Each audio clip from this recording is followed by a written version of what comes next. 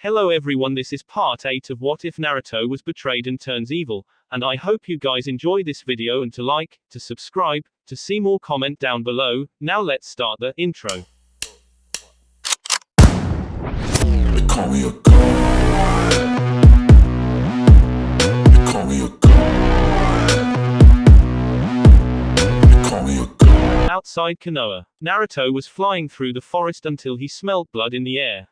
He landed in a tree and looked down at the scene below him.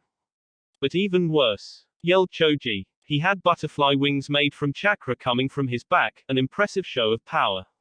The area shook with tremors when the chakra wings moved just an inch.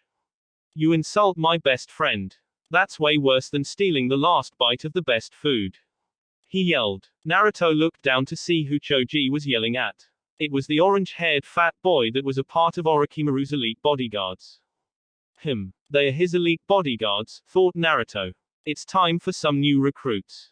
It's worse than calling me a fatso, or a scumbag. In fact, it's utterly, and absolutely. Choji then sent his chakra-enhanced fist down towards Jirobo, ready to deal the final blow. Unforgivable, yelled Choji and was about to make contact with the older boy, but a red fist made from chakra caught the fist. What? Yelled Choji as he saw his attack blocked. What's going on? Asked a weak Jirobo. I'm saving you, that is all, said Naruto as he appeared next to Choji and Jirobo. Naruto, Choji whispered, before coughing up a bunch. What are you doing here? He asked. Jirobo instantly recognized Naruto and started shaking. You're that boy that almost killed Orochimaru-sama, yelled a terrified Jirobo. Yes, I am. And as for what I'm doing here, I'm leaving Konoha, said Naruto with a simple look on his face. So you're a traitor now, whispered Choji, readying another attack. Yes, and you shall not stand in my way, said Naruto. Faster than the two chubby boys could see, a red fist implanted itself in Choji's stomach, blasting him back and rendering him unconscious. What are you doing? Asked Jirobo, slowing getting up from the ground. Were you not listening? I said I was saving you, said Naruto as he turned towards Jirobo. Yeah, but why? Aren't we enemies? Asked the big boy. Yes, but I want to gain allies for my cause in the future. I shall explain later, but for now, sleep, said Naruto as he scratched Jirobo's arm. He instantly fell back to the ground, his eyes rolling to the back of his head. That's one, he said and sent Jirobo's body to wave in a red flash. He then stood back up and looked towards the forest. Let's see what other type of chaos I can cause before leaving Konoha for good, said Naruto as he flew off to the forest. Later, the Sasuke Retrieval group was jumping through the trees. Shikamaru, Kiba and Akamaru, Menma, and Neji leaped through the trees, closing in on the sound shinobi. Wait, yelled Neji. The group all landed on a tree branch and looked at Neji. What is it, Neji? Asked Menma. Something's coming from behind us. Something fast, he yelled. They all jumped out the way as and figured landed where they once were.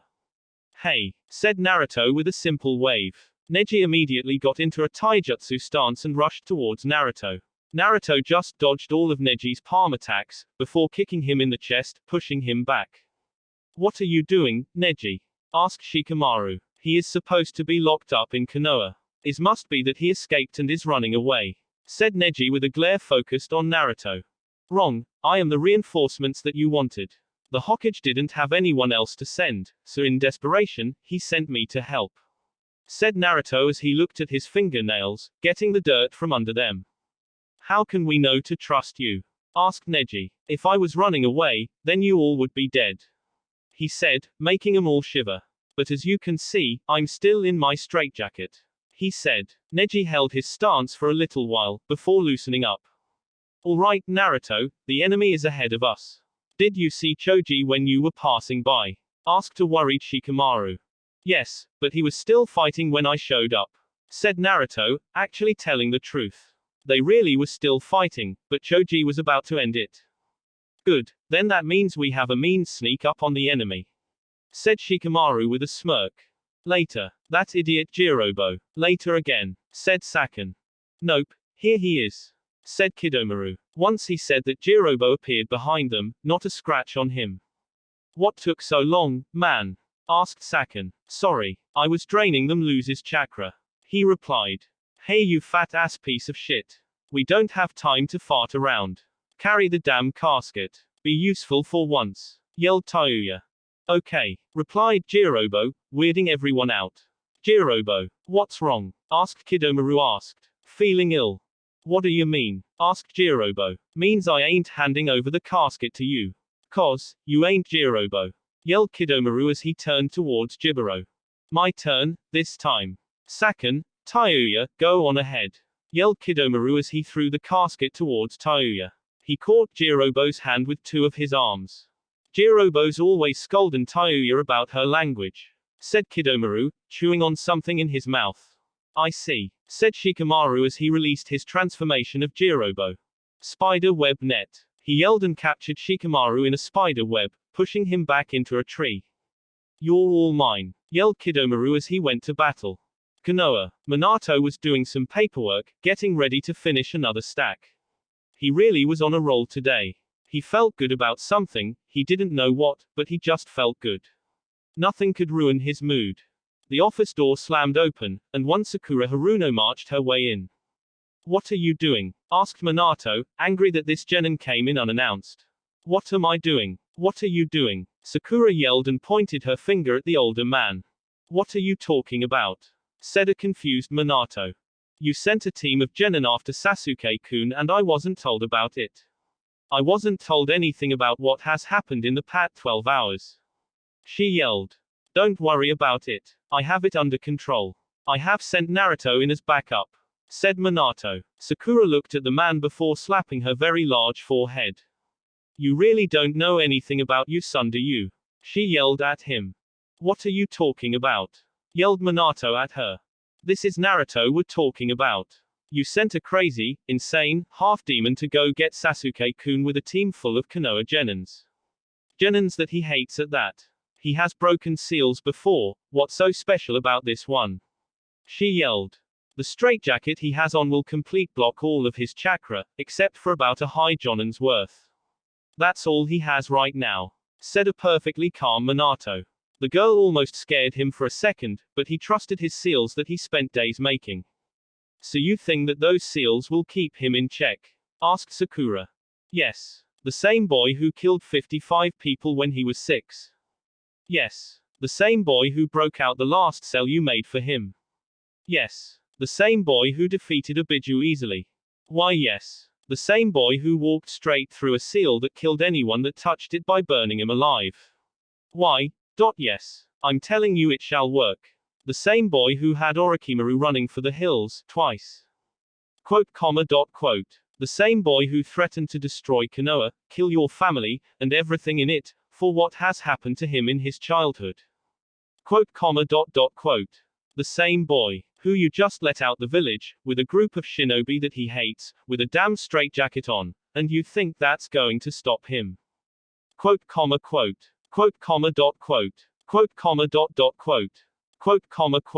Oh shit, said Minato.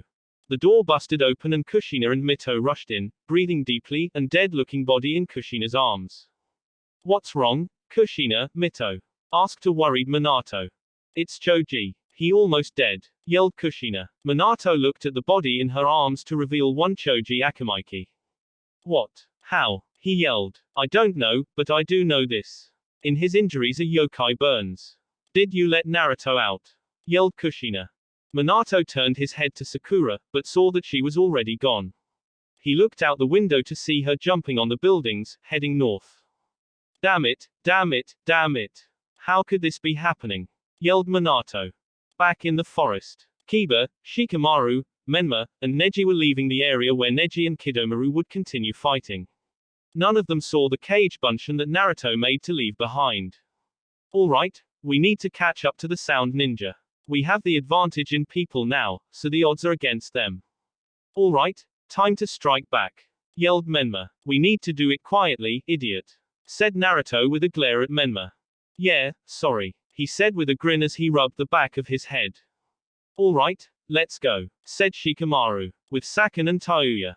Hey, hold on, said Tayuya, and the two stopped on a tree branch. What? Is it time? Asked Saken, referring to Sasuke getting out the coffin.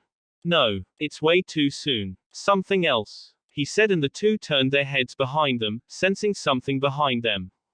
Ha! Caught up to ya, said Menma, with Kiba, Shikamaru, and Naruto behind him. What are those two pieces of shit Jirobo and Kidomaru doing? Yelled Tayuya in frustration. Wait. Tayuya, look behind that other boy. Look familiar, said Saken. Tayuya focused her sights on the boy in the back of the group, and her eyes widened when she recognized where they saw him. That's the boy who almost killed Orochimaru-sama. She yelled in fear. Damn. What are we going to do? We can't handle him by ourselves, said a now scared Saken. He knew they couldn't fight him, and then with the other leaf nins with him, they would be dead in minutes. No time to make plans. Time to fight, yelled Kiba as he rushed forward.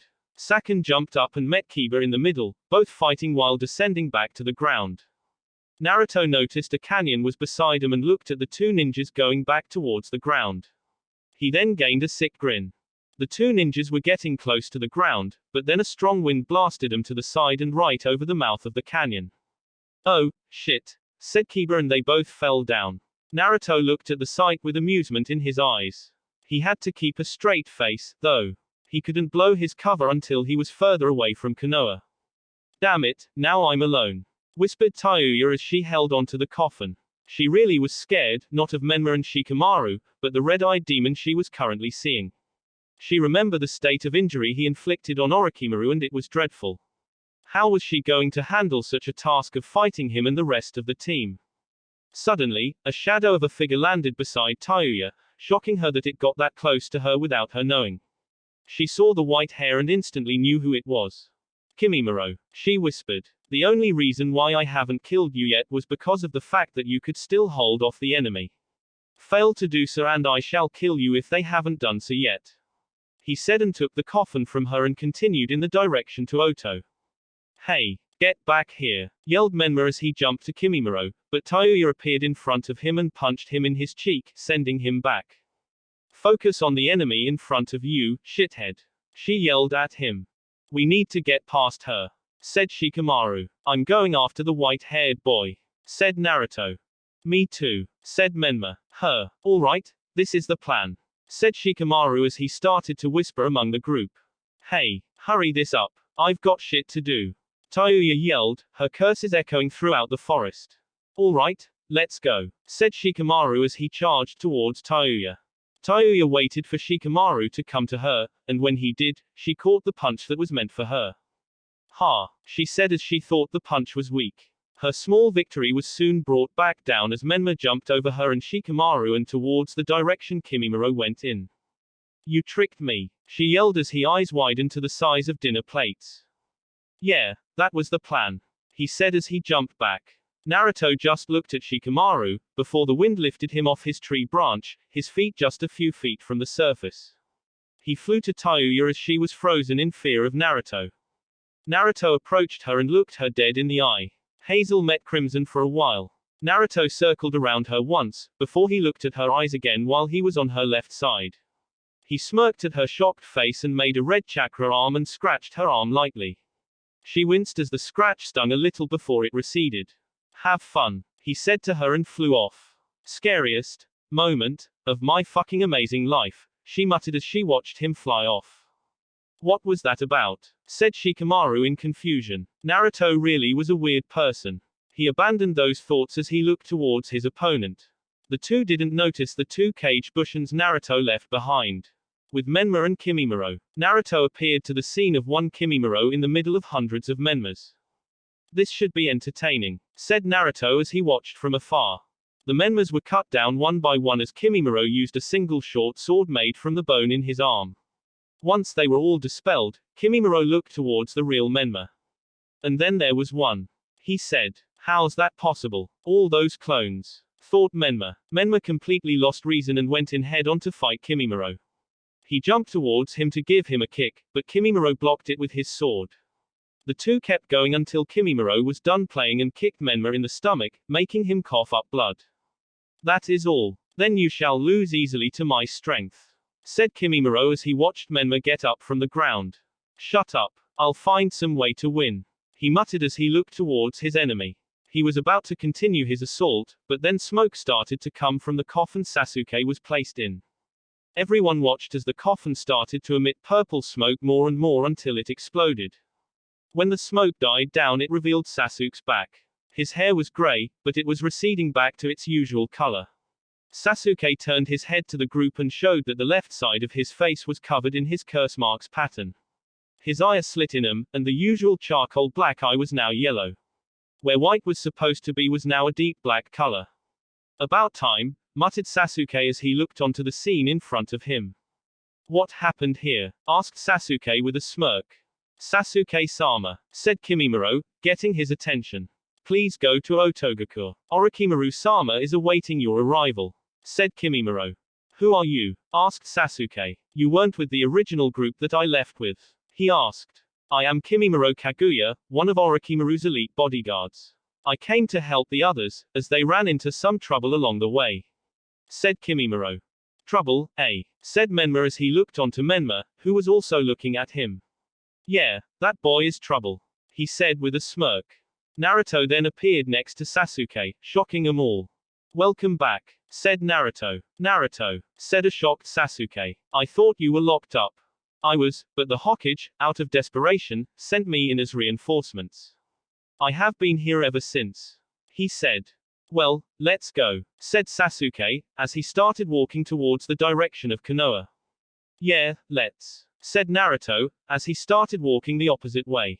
Naruto, where are you going? Asked Sasuke. I'm leaving Konoha, he replied, his back to Sasuke.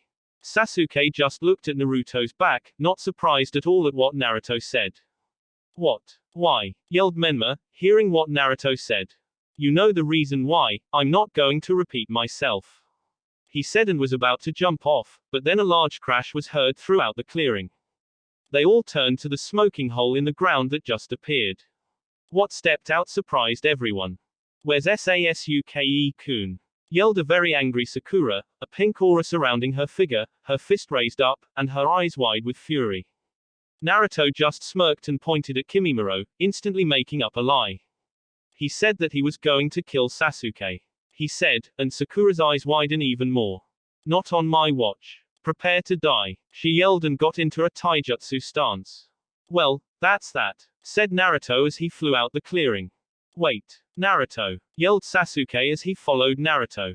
I'm coming too, said Menma as he ran up to the direction to where the other two genin left in. Kimimaro appeared in front of him, his blade aimed to kill Menma. Die, he said and stabbed at Menma, but Sakura appeared next to Menma and caught the bone sword and kicked Kimimaro away. Go follow them, Menma-san. I'll handle things here, said Sakura as she glared at her opponent. All right, stay alive, he yelled and dashed off in the trees. Don't worry, I shall win, she said as she centered her glare at Kimimaro. So Sasuke-sama never intended to come with us to Oto? Asked Kimimaro. Correct. He just wanted to find a way to deal with his curse mark, because it was giving him pain, said Sakura. I see. No matter, for I shall finish you off and go get Sasuke-sama by force and bring him to Orochimaru-sama. Kimimaro said calmly. Well, you have to go through me first to do that, she yelled at him. If needed to, I will, said Kimimaro as he rushed towards Sakura. He slashed at her, but was surprised when something blocked his attack. Chaka butchers, she yelled out and went into a fury of chops at Kimimaro. Dance of the Willow, yelled Kimimaro as long bones came from his body, all of them sharp as swords. Even though what you just did was nasty as fuck, I shall not lose focus, she yelled at him and the two charged at each other. Kimimaro circled around Sakura and tried to attack her back, but Sakura spun around and blocked it with her chakra butchers. Kimimaro went in to tackle her, trying to puncture her, but she jumped over him and slashed downwards, cutting his skin on his back. Kimimaro ignored the injury and jumped back at her with a slash, and Sakura replied with a slash of her own. The two were in the middle of the field, battling for dominance. You are strong, keeping up with me is an impressive feat, he said as she looked at her eyes. Thanks, I've had a good teacher, she said and the two jumped back. 10-finger drilling bullets, he shouted and sent the bones from his fingertips towards Sakura. Sakura blocked them all, taking no damage at all. Doton, ground shaking technique. She yelled and slammed her fist in the ground, making Kimimaro unbalanced. She instantly appeared in front of him in an impressive speed and kicked him underneath his chin, sending him upwards. She threw up some of her kunai up to him. Kimimaro got over the pain he felt and used his bones to block all the kunai. He looked at one kunai in particular and his eyes widened. A paper bomb. He shouted in his head and the paper bomb blew up in front of him, sending him crashing towards the ground. How'd that feel? She shouted at him, but when she saw him get up from the ground, her eyes widened in fear at what she was seeing. My bones are stronger than you think, he said as he got up from the ground. The bottom right side of his face had no skin on it, showing his teeth inside of his mouth.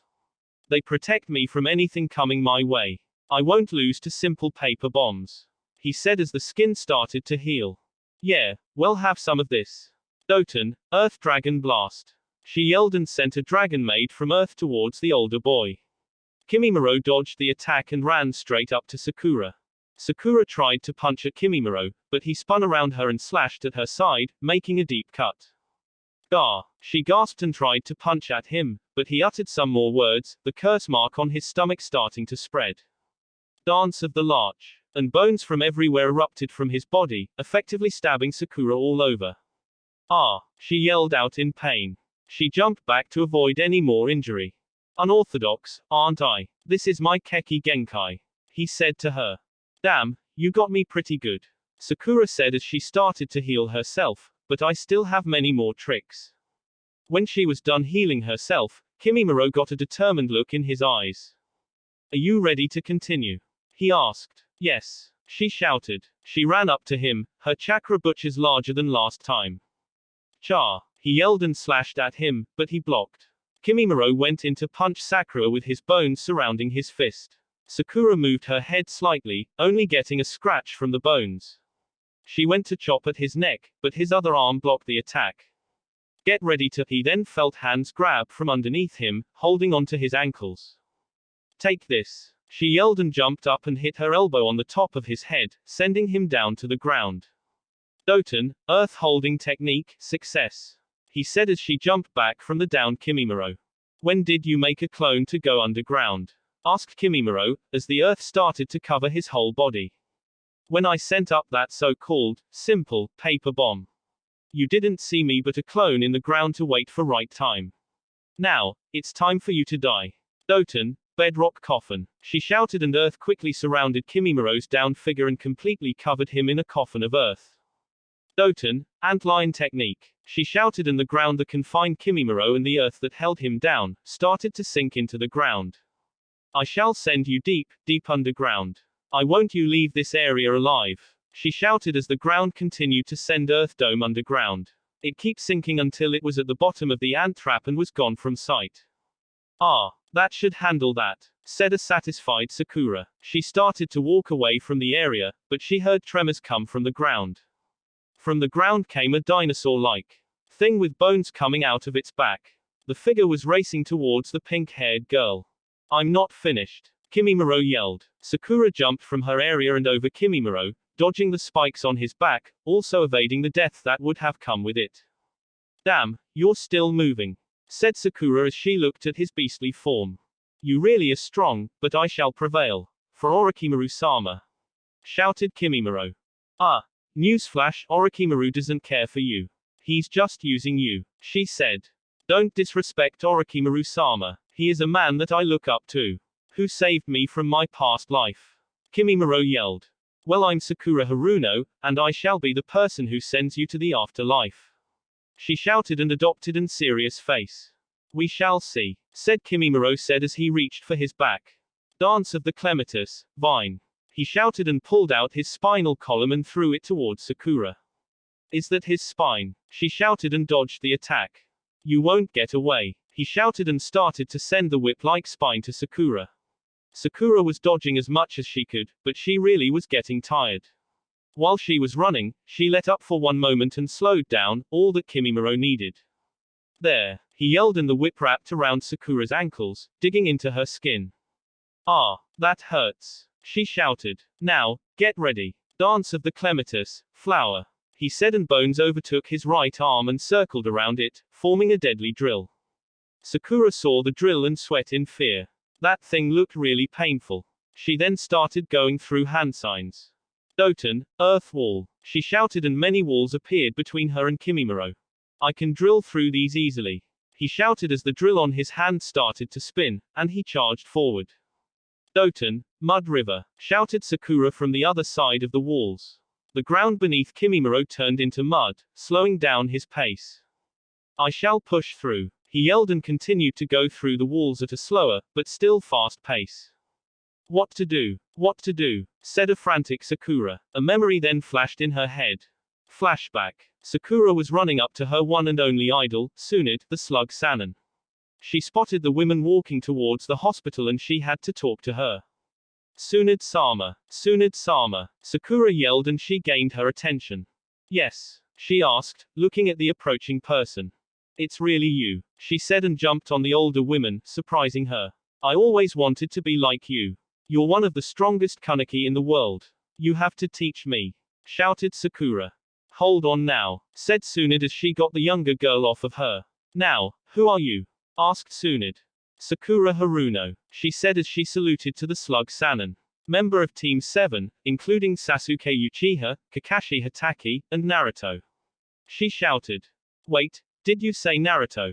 Asked Tsunade. Yes, he trained me and Sasuke-kun when our lazy-ass sensei didn't want to. He's away right now, said a sad Haruno. Don't worry girl, I know about his current situation right now. He actually fought me and won when he and his team went to go get me. She said. That doesn't surprise me, said Sakura, and Tsunade closing her eyes in anger with a tick on her forehead. Naruto is stronger than anybody in the village. But enough of that. Can you teach me? I've been practicing my chakra control and my strength too, said a very happy Sakura. Okay, damn little girl. Tsunade whispered the last part under her breath. Now this is a taijutsu, but it has its uses. Even Orochimaru, the snake Sannin, would hate to be on the receiving end of this move. End flashback. Kimimaro made it to the other side of the walls to where Sakura was, but found she wasn't there. He looked down at his whip to see that it was tied up around a log. Up here, she shouted in the air. Kimimaro looked up to see Sakura descending on top of him. This is it. Heavenly foot of pain. She shouted and dropped her right foot on top of Kimimaro, making a crater underneath him and falling under the pressure of the move. A large smoke screen appeared from the force of the move. The ground in the clearing suffered from the powerful move and cracked up. The crater made from the move was deeper than the last move Sakura used against Kimimaro.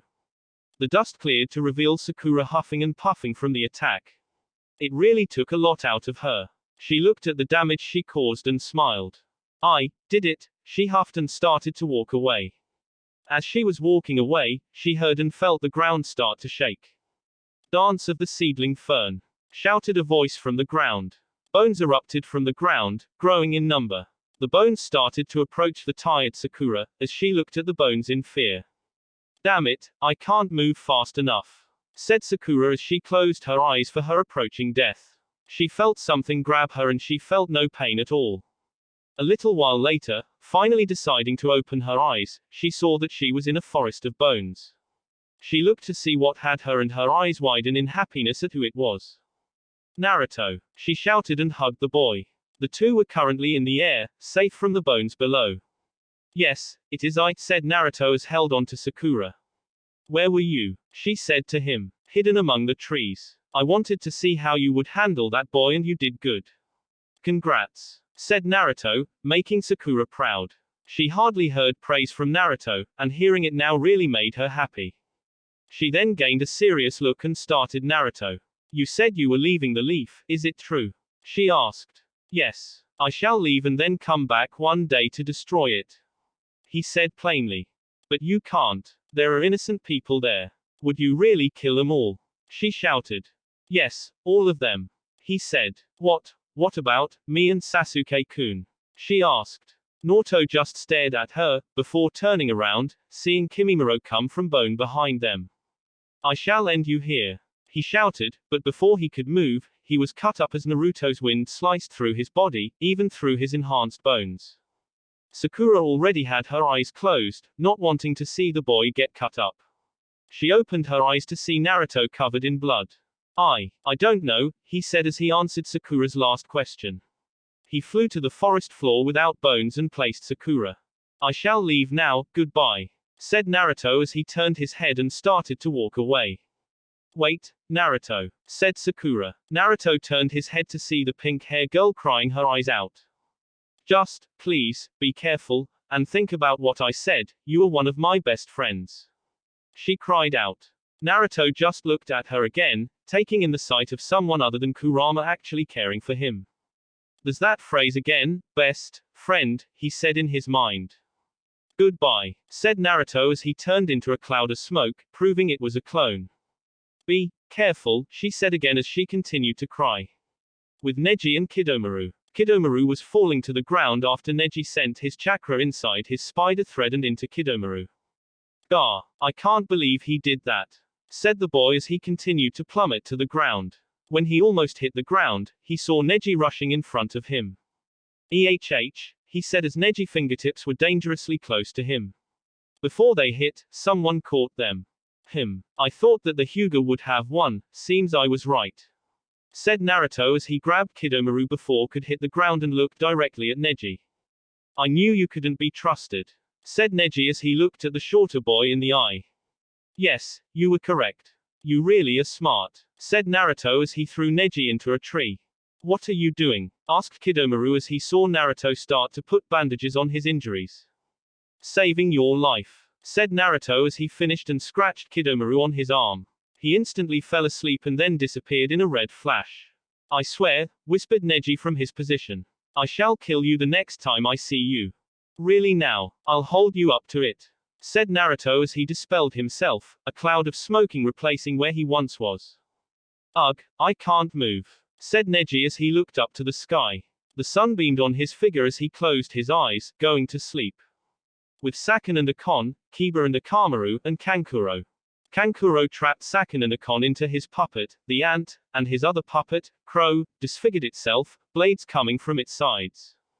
I'll give you, said Kankuro, my own puppet show. He shouted as the blades approached the openings on the ant. Before they could reach it, though, the blades were cut up by wind, and Kankuro was blasted back.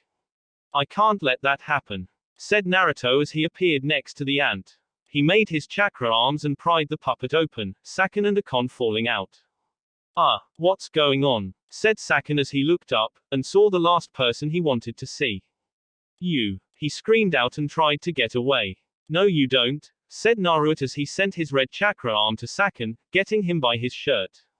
What do you want? Yelled Sakon. Your assistance, said Naruto as he scratched Sakon's arm. His eyes widened before went to sleep. What are you doing? Asked Kiba. Taking him with me. I am leaving Konoha, said Naruto. Sakon and Yukon's body disappeared in a red flash, signaling they made it to wave. But why? Said Kiba. So I can plan its destruction, goodbye, said Naruto, and dispelled himself. With Tayuya, Temari, and Shikamaru. Tayuya was hiding behind a tree. When the sand girl came up, the tide of the battle changed. Damn that, ugly ass, sand up her ass haven, fan-waving bitch, whispered Tayuya. She then saw the sand girl summon some little, rat thingy. And it started to chop down the forest at an incredible pace. Shit, I'm dead, said Tayuya as she awaited her death. She was surprised when she felt another blast of wind, pushing back the animal and his assault. Nice to see you again, said Naruto as he landed next to Tayuya. Why did you save me? Asked Tayuya. Because, you're coming with me, said Naruto as he activated the yokai he placed in her earlier and she went to sleep. What are you doing, Naruto? Yelled a tired Shikamaru. Leaving, said Naruto as Tayuya's body was sent to wave and he dispelled himself, leaving Shikamaru and Temari by themselves. Final Valley. Naruto, yelled Sasuke as he landed on the head of the first Hokage, Hashirama Senju. Naruto was on the head of Uchiha Madara, his back turned from Sasuke. You're just going to leave without talking to me, shouted an angry Sasuke. Naruto just took a deep breath and turned to Sasuke. What? I don't have to explain why I'm leaving the village. You know my situation there. Why not leave? Asked Naruto. It's just that I know that Sakura and I don't want to leave. You're our friend, said Sasuke. You and that friend word again. said Naruto as he shook his head. You know that I don't have any friends, said Naruto. So when you destroy Konoha, you'll kill me and Sakura, asked Sasuke. You know, Sakura just asked me the question, said Naruto, confusing Sasuke. I sent a cage Bushin where we last left her and I saved her from the enemy's last attack. When I said I was leaving to go destroy the leaf later on, she asked me the same question, said Naruto. Well, what's the answer? Asked Sasuke. I don't know. I don't know why, but every time I think of killing you two, I hesitate, explained Naruto. That's because in some form, you actually care for the both of us. You know that we are your only friends, and killing us is the hardest thing to do, shouted Sasuke. If it leads up to it, and you two defend Konoha, I shall do it. I don't care. I will do it. Everything in Konoha can burn, said Naruto. You know, I can't relate to you. No one can, but you know that me and Sakura are like your second family, as I think of the same of you too, Sasuke admitted. That is surprising to hear. But it shall not change a thing, said Naruto as he turned his head away and started to walk off. Sasuke growled and jumped to Naruto. Naruto dodged Sasuke's attempt to land on him. So that's it, you're just going to kill us? Asked Sasuke. If it comes to that, I'm sure I will, said Naruto. So be it, said Sasuke as he charged towards Naruto. He kicked at Naruto, but he knelt down and dodged the attack. Sasuke went to punch Naruto, but he just jumped over Sasuke and landed behind him. Just cause my arms are in this jacket doesn't deny the fact that I can still beat you, said Naruto. So, I will stop you if it takes the last breath of my body, shouted Sasuke as he jumped at Naruto. Naruto leaned left and kicked Sasuke. Sasuke grabbed Naruto's leg, but wasn't ready for the chakra arm that came from it. Sasuke jumped back from the arm and looked towards Naruto. You can come out now, Menma, said Naruto. They both heard a growl and Menma appeared in front of Naruto, his eyes full of rage. Naruto, I will stop you, said Menma. I've heard it before, said Naruto with a yawn. But have you heard it from this many people at one time? Asked a voice. Sand circled around the area between Menma and Naruto, and Gaara appeared with his hands crossed, looking at Naruto with a blank stare. Ah, Gaara, this really did just become interesting, said Naruto. With the seals on that jacket of yours surprising your power, the three of us can defeat you, he said. You are correct. I guess it's time to get rid of this jacket then, said Naruto, surprising them all. Red lines started to appear all over the straitjacket. The lines started to met and make a certain seal pattern. That's the seal that restricts the one on his straitjacket. How'd he get to it? Yelled Menma. Some idiot that was supposed to be guarding me put the seal array on his back, flashing me the seal. I instantly started to gather the very little of chakra I could tap into and save it for me to build the whole seal. I was ready to stay in the seal longer, but your father let me out, and gave me just enough chakra to break free, shouted Naruto as the straitjacket glowed red all over, the seal finally complete. Release, shouted Naruto and the straitjacket loosened up and fell of Naruto. Immediately after that, red chakra exploded from Naruto and shot up to the sky.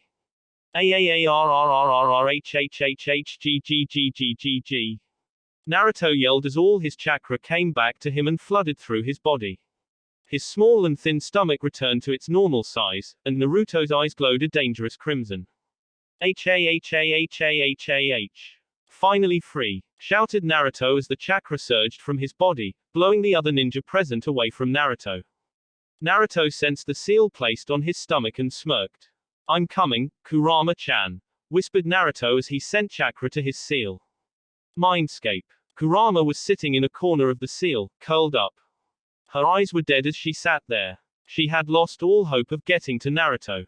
She searched all around the seal, trying to find some crack she could get to and break the seal, without luck. She had gave up a good 2 weeks ago and hasn't said a word at all. She knew that the position that Naruto was in and it wasn't possible for him to break out from his prison either. She sat there, just looking down at the water beneath her. Her hair was a mess. She had stains on her cloths and skin, not bothering to clean herself. She just felt so lost. Rama, Kurama-chan, said a distant voice. She just ignored the voice, thinking it was a voice of Naruto in her head. She had that happen to her many times. Kurama-chan, said the voice, only louder. Kurama just closed her eyes, trying to block the haunting voices in her head. Leave me alone, she said weakly. Kurama-chan. The voice got louder. Kurama opened her eyes and looked at the water she was in. It was shaking. There was a red glow in the seal and yokai came from the walls. What's going on? Said Kurama as she watched yokai come from the walls on the other side of the seal. The yokai gathered together to one spot and made a figure that made her eyes widen and water up. I'm getting you out of there, Kurama-chan, shouted Naruto. Naruto-kun, said Kurama as she stood up. Naruto looked at the seal in anger, before blasting his yokai at it. Anti-seal corrosion, he shouted. The seal glowed red, before rust started to grow on it at a fast pace.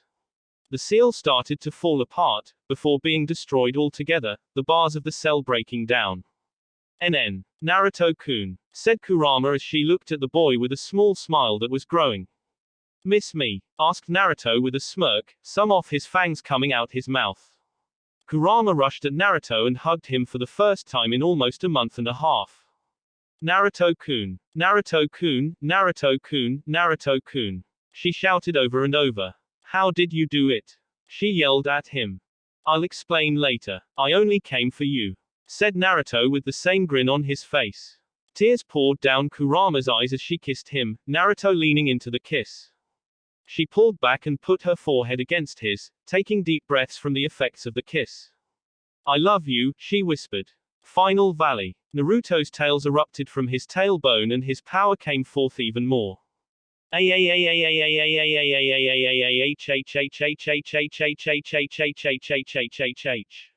He shouted out. The sky turned red and the wind was blowing at dangerous speeds. The water from the river that flowed through the final valley rushed forward, flash flooding and trenching the place.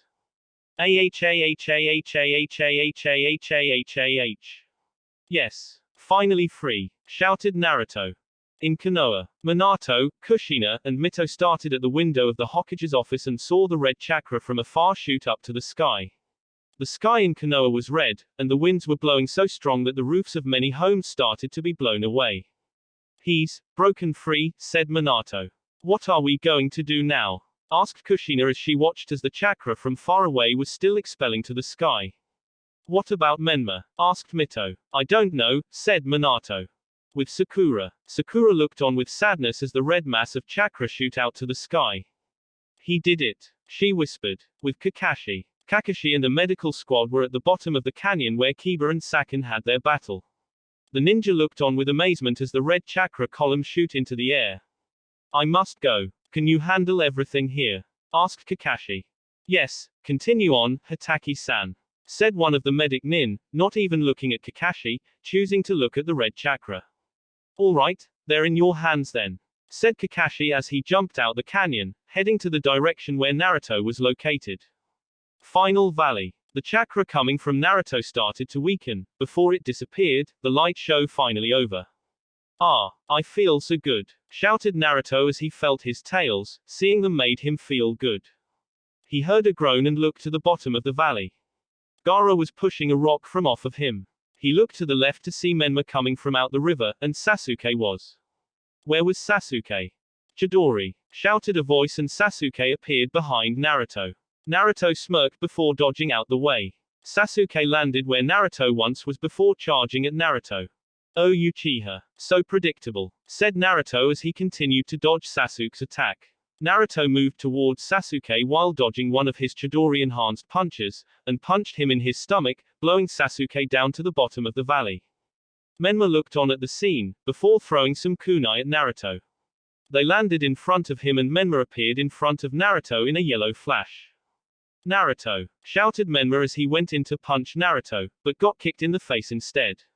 Naruto jumped down to the bottom of the valley, walking towards Gaara. Are you going to fight as well? Asked Naruto with a smirk.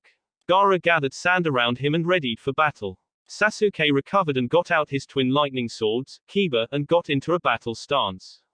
Menma got from the ground and took out two of his kunai, one in each hand. Oh, this shall be fun, said Naruto as he rushed at the three ninja who was in his way. Gaara shot some of his sand to Naruto, but Naruto cut through it easily and punched Gaara, breaking through his sand defense and armor of sand. Gaara spit up blood but grabbed both of Naruto's arms. Sand shower. He shouted and the sand around them shot towards Naruto, Gaara holding Naruto down. HMPH, tamed winds. Said Naruto, and all the small sand bullets of death were cut up. Naruto kicked at Gaara and pushed off of him, evading the sword swipe from Sasuke. Lightning ball, shouted Sasuke as a lightning hit his swords and made a ball of lightning, and sent it towards Naruto.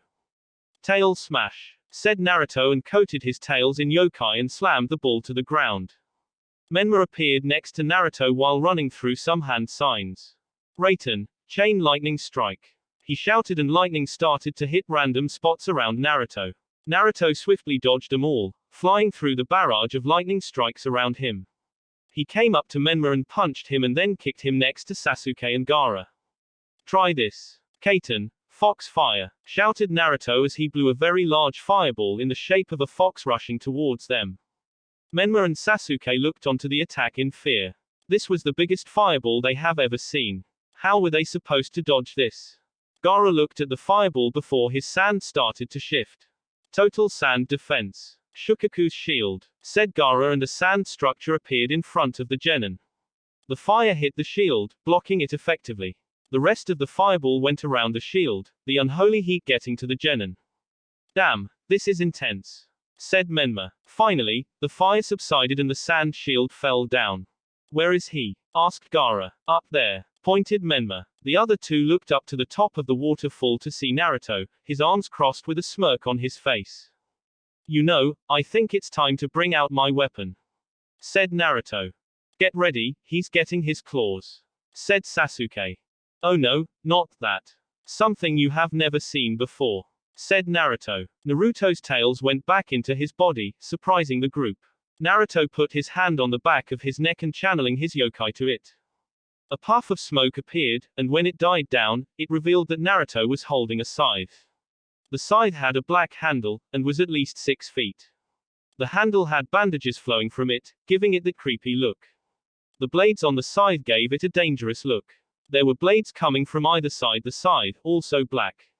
The difference was that there appeared to be glowing red cracks on the scythe, but the scythe wasn't close to breaking at all. The blade's end was dipped in a blood red, showing that some of Naruto's enemies have been on the receiving side of the scythe. Ready to continue? Asked Naruto. He didn't give them the time to reply as he disappeared. He appeared in front of Sasuke with a downward slash of his scythe.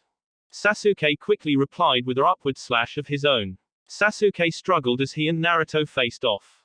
Ah, such strength, thought Sasuke as the force Naruto was putting on him was unbelievable. Menma jumped to Naruto with his kunai drawn, ready to attack Naruto. Naruto saw this and abandoned his power struggle with Sasuke, and circled his scythe around him, cutting Menma on his legs. Ah! He shouted as he fell to the ground. He couldn't walk as the cut was too deep. If he tried to move his legs, they would shoot a powerful wave of pain would wash through him. Menma looked up to see Naruto was descending his scythe to Menma's stomach. Die, said Naruto, but the attack was blocked by Gaara's sand. You're all so annoying, said Naruto as he twisted his scythe in his hand and aimed it to Gaara's face. Gaara used his sand to cover Naruto's arm, halting the attack. Uchiha, now, said Gaara. Sasuke had his swords crackling with lightning as he approached Naruto. Naruto saw him get closer to him and smirked. He used his wind to slice at the sand on his arm, before meeting Sasuke with a clash of metals. When did you get the scythe? Asked Sasuke. Kurama-chan gave it to me a while back. He answered and kicked Sasuke in the stomach. Naruto, shouted a voice, and Naruto looked up to see Kakashi with his dog pattern, Pakken. Naruto, stop this, shouted Kakashi. Naruto looked at him before looking at the sun. He saw the sun was close to setting behind the mountains. It is getting close to night time. I don't need to stick around anyway, said Naruto as he twirled the scythe in his hand before it disappeared. But before I leave, some revenge is needed, said Naruto as he looked at Kakashi. Do you remember, Kakashi, the first time we met? In that alleyway, when you stabbed me with your lightning blade? Asked Naruto. Kakashi dropped his head in shame, but then got what Naruto was saying. He quickly lifted his head, but it was too late. Naruto was in front of him with a yokai-covered hand and sent it through Kakashi's lower stomach. Oh, I've been wanting to do that for a long time, said Naruto. Kakashi-sensei, shouted Sasuke. Ah, yelled Kakashi as the pain that went through him was unimaginable pain. Hey, feels good, doesn't it? Said a sarcastic Naruto as he pulled his hand out of Kakashi. Kakashi fell forward to the ground, face first. Kakashi, shouted Pakken as he ran up to his summoner.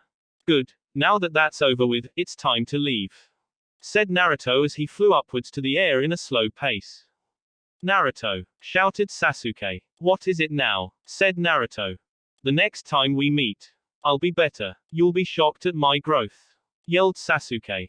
Naruto looked at Sasuke before flying towards him, landing softly in front of him.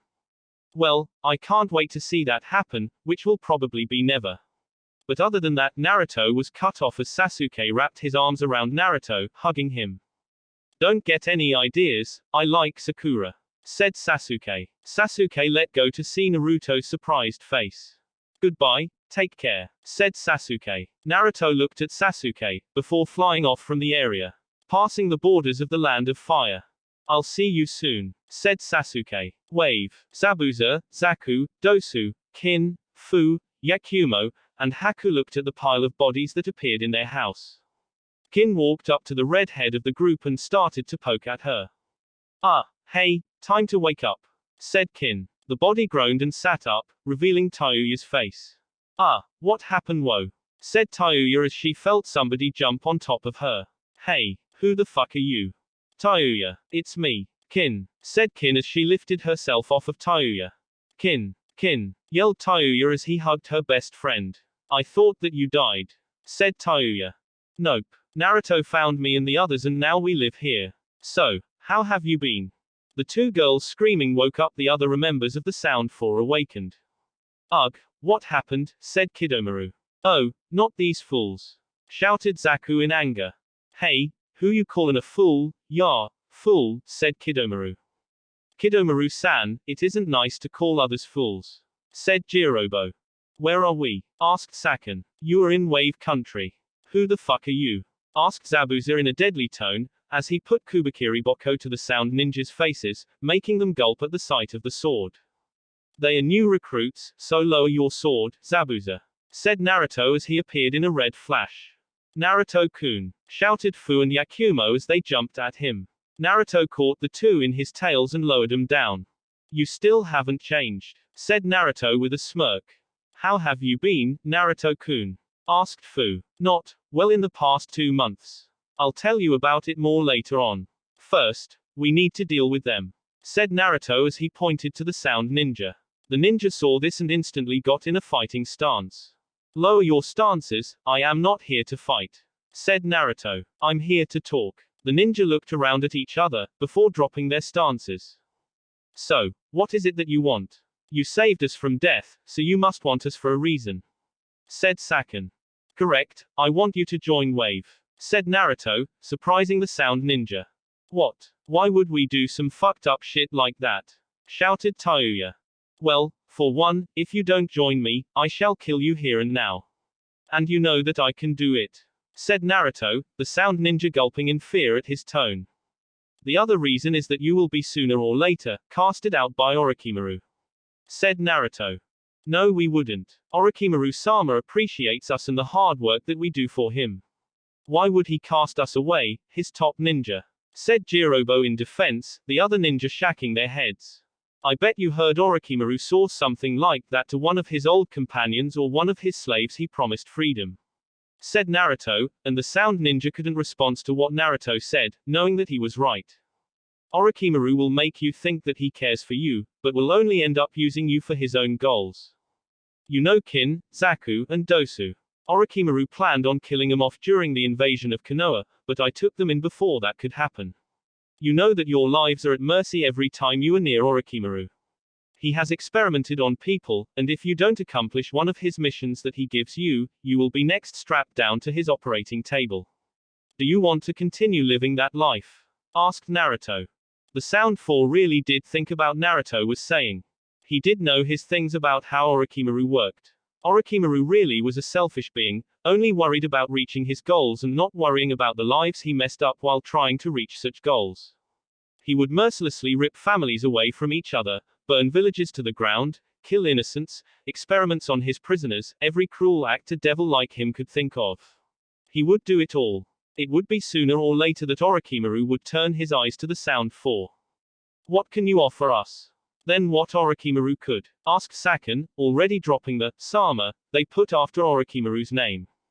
You shall be trained right, and not enhanced by the drugs he has made you take to increase your bodily functions. I will train you to become powerful ninja, the right way. We shall gather more allies over the years, making Wave the strongest village in the world. No one would be able to stop us.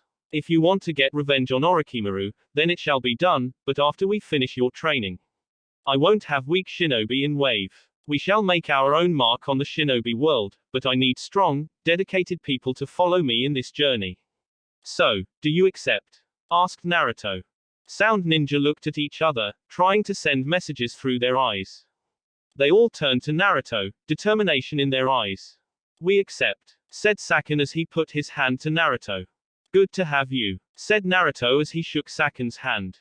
Zabuza, get them settled in, later, I shall remove their curse marks, freeing them from Orochimaru's wrath. For now, I'm going for a walk, said Naruto and walked out the mansion. In town, the people of Wave were enjoying another prosperous day.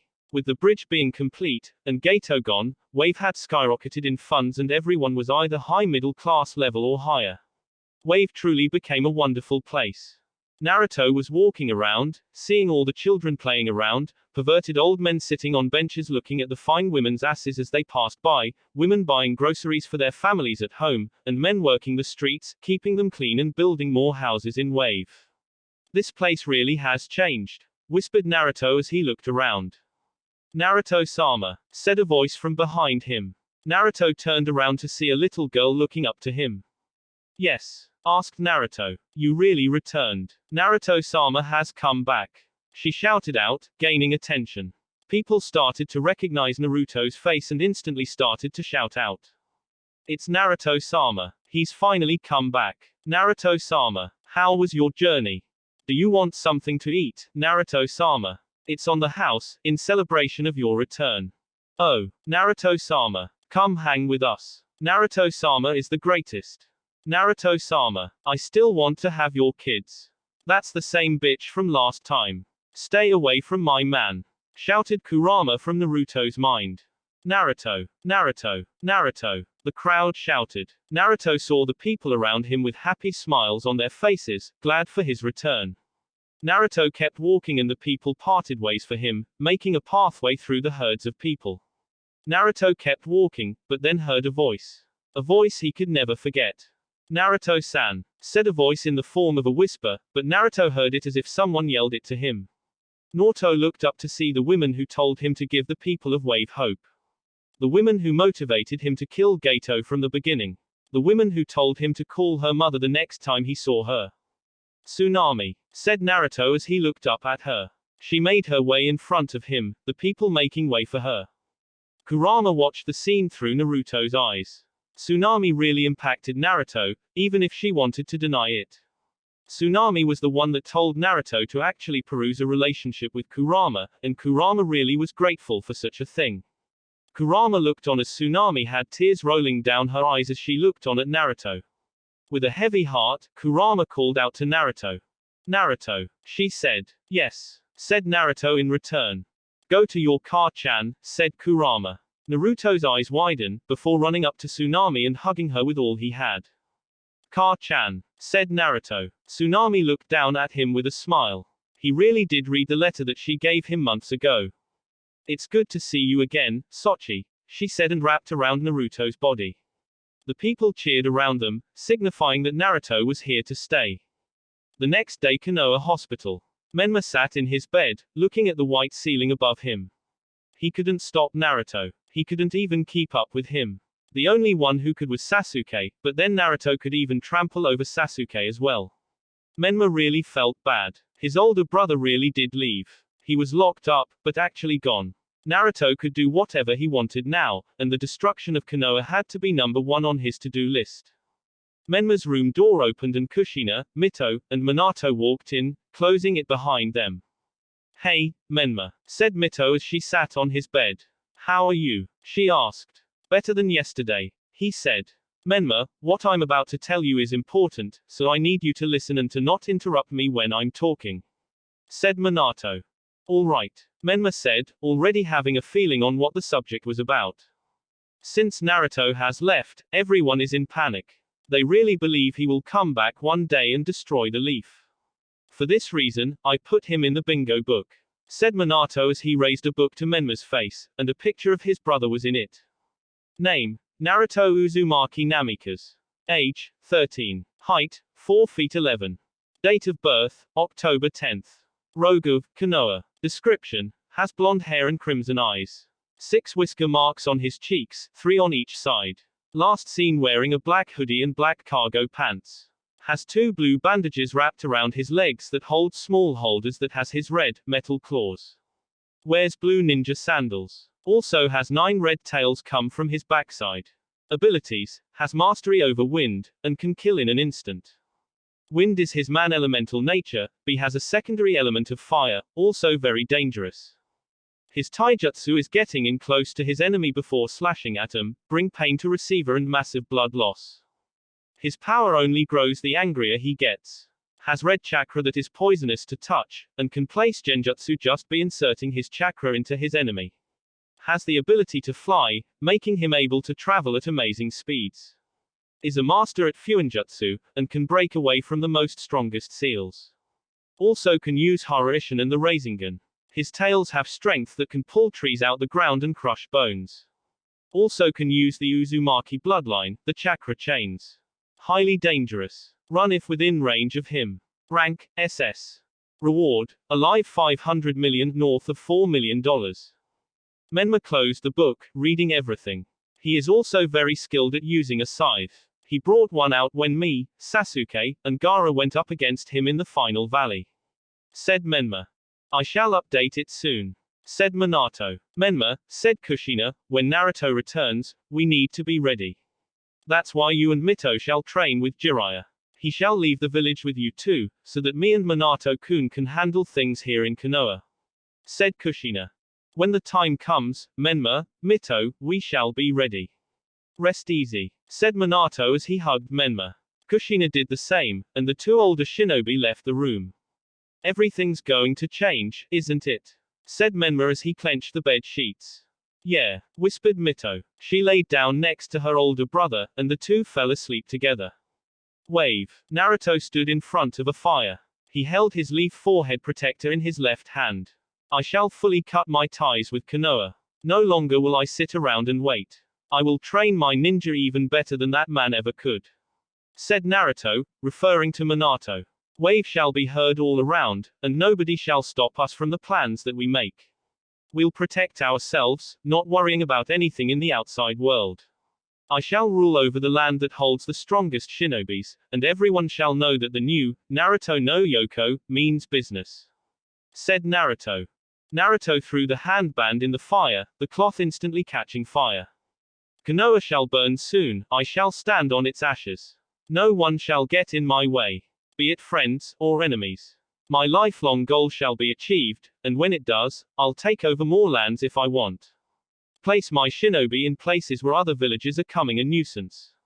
Wave shall prevail over everyone, and the world's first safe haven shall be made, with me as its leader. Naruto started to walk away from the fire, and Kurama's words flashed within his mind. Trust no one, and I will always keep to myself, because at some time, even my allies can become my enemies. I trust no one. Naruto no Yoko show no love, no mercy. He said and walked away from the dying fire. Wave. A red-headed woman was walking up the stairs with a cup of orange juice in one hand, and a coffee cup filled with coffee in the other. The woman was wearing a red kimono that was cut short at the middle of her thighs, showed off her elegant smooth-looking legs. The woman had 9-8 featuring red tails coming from underneath her kimono, all of them swaying in the air. The woman walked down a long hallway and approached the last door in the hallway, and slowly opened it with one of her tails and walked in. She walked up to one side of the bed that was currently unoccupied and placed the coffee cup on the nightstand right beside the bed. She walked on the other side of the bed and placed the cup of orange juice down. She looked at the sleep form of a boy in the covers of the bed. The women knelt down and kissed the side of the figure's neck. Time to wake up, Naruto-kun, whispered the women. The figure started to move around some, before started to sit up in the bed. The figure opened its eyes to show they were crimson in color, a black slit in the middle. Good morning, Kurama-chan, said Naruto. Morning to you too, she said with a smile as she sat down on the side of the bed and handed Naruto his juice. Sometime when Naruto came back to Wave, Kurama was finally able to get out the seal without doing a lot of damage to Naruto's body. The process took a while, but the results were the same as their desires. Kurama was finally free from the seal. Naruto downed the juice and set the cup back down. Kurama got to her side of the bed while sipping on her coffee, reading the newspaper. Everyone's downstairs, she said without looking up. Let me get ready, Naruto said as he got out the bed. Naruto has changed in the last 3 years. He was now 6 feet even and his blonde hair has gotten longer and adopted more spikes. His chest also developed more, his abs more defined than his younger years. His arms and legs muscle were large, but not bulging from his body. Naruto's tails were as long as Kurama's now, and were stronger than ever. Naruto went to his dresser and pulled out his black hoodie that he always wore, and his cargo shorts. He put them on, and the red kanji on the back of his hoodie that said, 9, was shown proudly. Naruto turned his head to see Kurama in front of him with that slick smile on her face. You look good, she said as she wrapped her hands around his neck and pulled him close, their foreheads touching. Thank you, he replied with a smile. Kurama was one of the only people that could make him smile. It was her and being around his followers that always made him feel good. The two broke away and head out the door. They walked the long hallway together and then went down the stairs. They passed by the many rooms in the rather large house, and finally made it to the living room, where people were already waiting for him.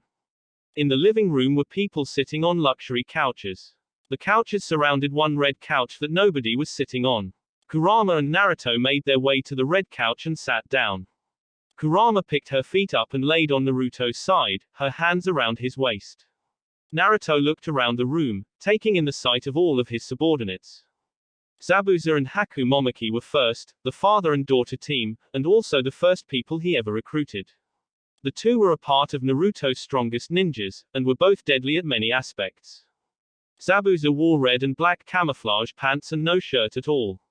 He still had his bandages around his mouth, but had no mist headband on his head. His sword, Kubikiri Boko, was leaning on the wall behind him. Haku was smiling, glad to see her leader. She continued to wear her blue battle kimono, since Zabuza bought it for her so long ago, it had personal value to it. Fu was sitting with Yakumo and Kin. Kin also had a change in attire, discarding her old camouflage pants and scarf, she now wears black pants with a purple vest. She had a long-sleeved black sweater underneath the vest, and had a purple handband where her Oto headband used to be. She still had the same bow tied to the bottom of her long hair. On the other side of the room, Dosu and Zaku were sitting beside each other. Zaku had adopted Naruto's love for hoodies and also had one on. His was silver in color with a pattern of black camouflage on it. He wore his headband but instead of the Oto symbol, it was the kanji for death engraved on it. His hoodie sleeves were tucked under black arm warmers. He also had on black cargo shorts, and black sandals to complete his look. Dosu changed his look as well. He had on a deep green poncho on, too big for him like the last one he had. He wore all black pants, and blue ninja sandals that stopped at his calves. His pants were tucked into the sandals. He now wore 2 resonating echo speakers, one on each arm. He still wore his fur thingy on his hunched over back, and the bandages still covered his face, only one eye showing. Naruto turned his eyes to another part of the room, where his new recruits were sitting. The X-Sound 4 were sitting together on a couch, waiting for Naruto to start talking. Jirobo wore his brown tunic, but discarded his old purple sash, replacing it with a plain black one. Kidomaru had on a tunic, but it was all black. He had arm warmers on all on his arms, and a black piece of cloth covered his third eye. Saken and Akon wore an open purple jacket with a green shirt underneath. He also wore blue sweatpants and sandals to complete his look. Tayuya had a major change. She wore a blue kimono with the sleeves detached from it. The sleeves were tightened by a red string that was at the top part of the sleeve. She replaced her old cap for a new blue one. She wore small biker shorts that stopped right on top of her kneecaps, and had bandages on her lower legs leading up to her blue sandals. To the new recruits Naruto gained, he looked to Karen, Jugo, Fuka, Guren, Pakura, Sugetsu, Isaribi, and finally, Anko Matarashi. Karen, Guren, Sugetsu, and Isaribi were found during Naruto's many raids in Orochimaru's hideouts. Naruto wanted the Snake Man dead, and for the past 3 years, has had the man on the run. Naruto found Isaribi first, helping her and taking her with him. They continued to raid Orochimaru's hideouts until he came upon Karen, Sugetsu, and Jugo, freeing the last two and convening Karen to come with him. Naruto had found Orochimaru in one of his hideouts, and Guren was with him. While battling, Orochimaru used Guren as a shield to block against one of Naruto's attacks, but Naruto dispelled it before hitting Guren. Guren felt betrayed by the action and Orochimaru simply explained that she was nothing to him, and tried to kill her. Of course, Naruto came in to save the day and fought Orochimaru off, but he got away like the snake he was. Naruto offered Guren to come to wave with him, and she could bring Yukimaru if she wanted to, which she accepted. Pakura was a different story.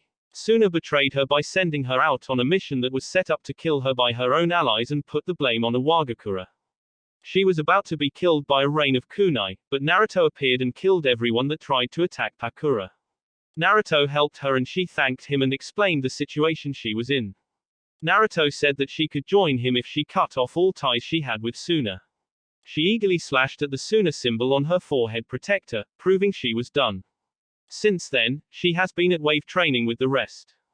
Anko's story was also different. She had heard of Naruto breaking away from Konoha and she wanted to do so as well. Anko was always treated bad because of her status as Orochimaru's pupil. Everyone thought that she would betray them one day or was plotting to, which actually came true. She was sick and treatment she would receive on the daily and wanted out. During one of her missions outside of the village, she was with a group of 6 other ninjas, going to face off against some terrorist ninja on the border. Her team had unluckily ran into the group of Jugo, Jirobo, Haku, Kurama, and Naruto taking a stroll to a town to handle some business with a client of Wave. Naruto, hating the sight of Konoha ninja, killed them all in the brutalist way he could think of. Anko stood back in fear, watching the scene with wide eyes as she saw her team getting tore through with Naruto's claws. All she could hear were their yells of pain and fear. When Naruto was finished, he set his eyes on Anko, scaring the shit out of her. Before Naruto could get to Anko, Kurama put her hand on Naruto's shoulders, halting his attack. Flashback. 14-year-old Naruto was approaching the Konoha ninja, and he remembered that she was one of the Chunin exam's instructors. He didn't care, though. She was from Konoha and that's all that mattered to him. Before he could slash through her, he felt a hand on his shoulder. Wait, Naruto-kun, said Kurama. Naruto instantly lost the fury in his eyes as he looked at Kurama. He put his claws down and Kurama walked up to Anko. What are you going to do to me? Asked a very scared Anko. Nothing, child, said Kurama as she knelt down in front of Anko. You have eyes the same as him. Who? Asked Anko as she slowly lowered her guard. My Naruto-kun, of course. I can see the pain and suffering. Though, my Naruto-kun's eyes are way better, said Kurama with a smile. Wow, thanks, said Anko with a sweat drop going down the side of her head. Naruto-kun, we're bringing her with us, she said. Why? I don't like Konoha ninja, he said and growled at Anko, scaring her again. She is different. You don't like Konoha, do you? Asked Kurama. No, I despise the place. I wanted to leave, but I've never been able to get out of the village to do so. I was going to leave during this mission, but I had to wait for the right time to do so. Explained Anko. Well, here is the right time. Come with us and you shall be away from Konoha and with people that will accept you for who you are, said Kurama with a smile. Are you sure? Asked Anko. Positive. Now come, join me, child, said Kurama as she put her hand towards Anko. Anko grabbed Kurama's hand and she pulled her up. I don't like this. If she acts up and betrays us, it's on you, said Naruto. He rejoined the others. Oh, hush up, Naruto-kun. I think she will benefit us well, said Kurama. End flashback. Ever since then, Anko really has looked up to Kurama. Kurama really does enjoy Anko company. Her lively and childlike attitude really did brighten up her day. Finally, Fuka was the last person to join the Wave Ninja. Fuka's team wanted to come to Wave to investigate the treasures and wealth to be found here, but she told them the rumors of a demon living here. They denied her opinion of not going and headed to Wave. When Naruto sensed 4 unknown presence in his domain, he hastily went out to kill the intruders. When he killed off Fuka's team, Fuka herself told Naruto that she tried to break away from the men, but they threatened to kill her if she didn't. Fuka was stronger than them all, but all 3 against 1 was too much for even her. Naruto, with a face that said he didn't care about Fuka's sob story, took her apology and sent her on her way. But then she asked if she could stay here in Wave. She said she was very strong and could be a very good addition to his forces. Naruto took the opportunity to add more power to his forces and accepted her into his group. Naruto looked on proudly at his team. They all have been through tough training, and everyone here had to be higher rank or above in skill. No one was weak in his team. Together they would complete the goal of making a safe haven in Wave. I shall start by saying that I am proud of you all, said Naruto, making everyone smile.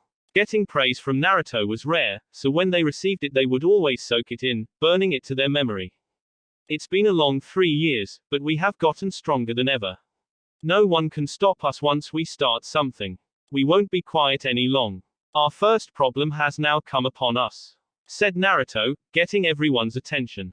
The group that I've warned you all about has started to move. The Akatsuki. I've heard that they are in the process of capturing the one-tailed raccoon, Shukaku, now. When we are outside Wave, make sure that you are on your guard. They would probably try to get information out of you all, trying to get closer to me, Kurama-chan, and Fu-san. If you hear of any information at all about the Akatsuki, little or small, tell me, said Naruto. Hi, shouted his ninjas. You are free to go for now, but I need the Wave 4 here. I have a mission for you all. Everyone else, dismissed, said Naruto. The ninjas started to file out the room, only leaving Jirobo, Kidomaru, Tayuya, and their leader, or leaders, Sakura and Akon. I want you to investigate what is happening in Suna. I do not care about saving the Jinchuriki, I just want information on the Akatsuki. Do something to them that will also make them mad. I know you all have that pranking side in you. I'll leave you up to it, said Naruto. Hell yeah, we're gonna fuck 'em up real good, shouted Tayuya. Language, Tayuya-chan, said Jirobo. I'm going to play a game with them before killing them if I see any Akatsuki freaks, said Kidomaru. Please, I'll be the one finishing 'em off. You can just watch as I drag my kunai down their stomachs, ripping out their hearts, stabbing them with their own ribs. Oh, I can't wait to. Sakin had to cut himself off as everyone was looking at him. You know, that's just wrong, even if they are our enemy, said Jirobo. You really are on some crazy ass shit, huh, bird brain, said Tayuya. Forget this, we have to move out, said Sakin. They all nodded their heads and left the meeting room, getting ready to leave the village. You know, you really did a good job, said Kurama as she sat up and looked Naruto in the eye. I know, I did learn from you, said Naruto with a smirk. You sure did, said Kurama as she started to kiss Naruto. In town. And so I was like, if you want it that bad, beg for it, bitch, said Zaku as he was in a bar with older men drinking. They all laughed at what Zaku said. Ha, kid, you're the best. What happened next? Asked one of the men that was listening to Zaku's story. Oh, what happened next was crazy. The girl was so freaky. When she was about to put it in, she said she was going to. What are we talking about here? Asked Kin as she came from behind Zaku and put a senbon to his temple, wrapping her slender arms around his neck. Kin-chan, shouted Zaku, scared of the position he was currently in. How nice it is to see you. The light that brightens up my day. Oh, well, thank you for such a comment. But I must ask, why does it sound like you were describing our first time having sex? Asked Kin with a voice too sweet to be good. Well, what are we talking about again? Asked the spiky-haired boy. Oh, I'll be making you yell soon, said Kin as she dragged Zaku away. God bless that poor boy's soul, said one man as he raised his glass. True dat, said the rest as they downed the drinks. with Haku and Zabuza. Come on, father. The sun feels so good, shouted Haku as she ran in the sunlight. She changed out of her regular attire for a pink kimono. They were currently on a hill that was receiving a lot of sunlight, a beautiful sight indeed. Damn it, Haku. Why do I need to be in this? I know you said you wanted to spend some quality time together, but this is just taking it too far, said Zabuza as he trudged forward slowly, not liking how things were going so far. Zabuza was wearing a blue kimono with brown sandals. Come on, father. This is a rare time where we have some time to have fun. You should enjoy it. Plus, I got you a present, said Haku as she stood at the top of the hill, looking down at her father at the bottom. Can you show it to me down here? I would real appreciate it, said Zabuza. Father, come up here now, shouted Haku. Huff. You know, there were times where you used to hug me and say that you'll never defy me. Now look what's happening. I liked you more when you were a kid, said Zabuza. He walked up the hill to see the gift Haku got him. When he finally got to the top, his eye widened at the sight he was seeing. Surprise! Haku whispered in his ear. What Zabuza was staring at was a small picnic on the ground, already set up. There was a woman sitting down on the ground, still getting some things ready. When she looked up from the basket, her eyes widened as well. Oh, hello, Zabuza-san. I didn't know you would be here so early, said Tsunami. She was wearing a light green kimono that really showed off her curves. Her hair had gotten longer, and the sun was in the right angle and shined down on her form, making her look more beautiful. Haku, said Zabuza, but when he turned his head, she was gone. Zabuza took a deep breath and walked towards Tsunami. I swear I'm giving you the worst ass whooping the next time I see you, Haku, said Zabuza as he tried to control the blush coming onto his face. Let's get this over with. With Dosu, Jugo, and Isaribi. I'm glad you aren't like them, Isaribi-chan, said Jugo. Yeah, those females over there are just too loud, said Dosu. But Dosu-san, doesn't your main attacks use sound? Asked Isaribi. True, but my attacks are loud for a purpose. Those females, on the other hand, are just loud for no reason. The trio was sitting on a park bench looking at the scene of Fu, Karen, Yakumo, and Fuka in the middle of a cat fight. He's going to be mine one day. Not yours, shouted Yakumo as she scratched at Fuka. Bitch please, I have the best looks out of us all. He will choose me over you all any day, said Fuka. No, he will choose me.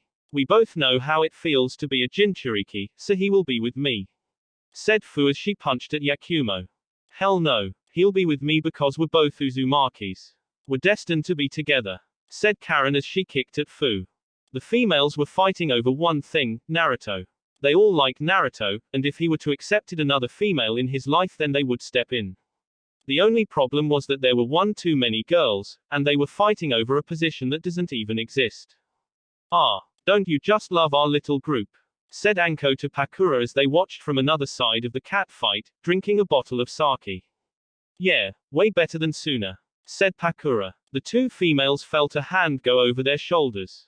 They looked in between them to see a smiling Sugetsu. Yeah, you love Wave and you love me as well, right? Said the aquatic boy. The two females looked at him before looking at each other and grinning like made women. You want to have fun, Sugetsu? Asked Anko as she pulled out a kunai. On second thought, I have a place to be at, said the boy and ran off, trying to get away from the kunaki that was chasing him. Ah, just another day in Wave, said Jugo as he leaned back in the park bench. 2 days later, the Wave 4 made it to the scene of an old lady and a pink-haired girl fighting, a doll.